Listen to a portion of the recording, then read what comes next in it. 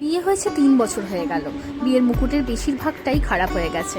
চলো দেখে নিই এটাকে রিপেয়ার করে কি ফ্রেম বানিয়ে ফেললাম। এটা ছিল 12x18 ইঞ্চেসের একটি পিঙ্ক ব্যাকগ্রাউন্ডের ফ্রেম।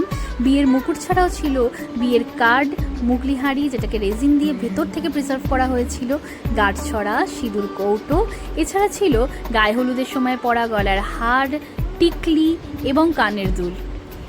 সাথে ছিল কাজললতা এবং জাতি, যেখানে কাজললতাটা ছিল রূপোর।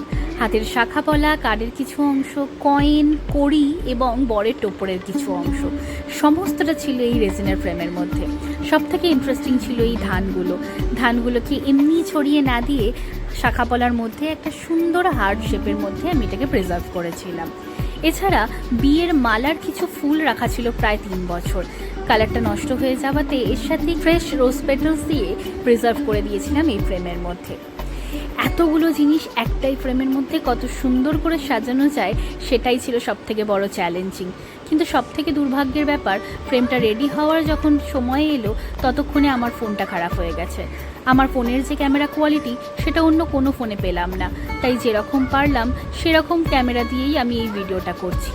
জানি ব্যাকগ্রাউন্ডের কালারটা আমি তোমাদেরকে বুঝিয়ে উঠতে পারছি না, তার জন্যই এটার একটি ছবি পোস্ট করা থাকবে, যে ছবির মধ্যে তোমরা এক্স্যাক্ট কালার কম্বিনেশন সাথে রোজ পেটালসের কাজগুলো কতটা ফুটেছে সেটা তোমরা পরিষ্কার বুঝতে পারবে। বিয়ের প্রত্যেকটা মুহূর্ত যেহেতু স্পেশাল, তাই শ্রীপর্ণাও কিন্তু প্রত্যেকটা মুহূর্তের একটি করে অংশ একই ফ্রেমের মধ্যে প্রিজার্ভ করে ফেলেছে।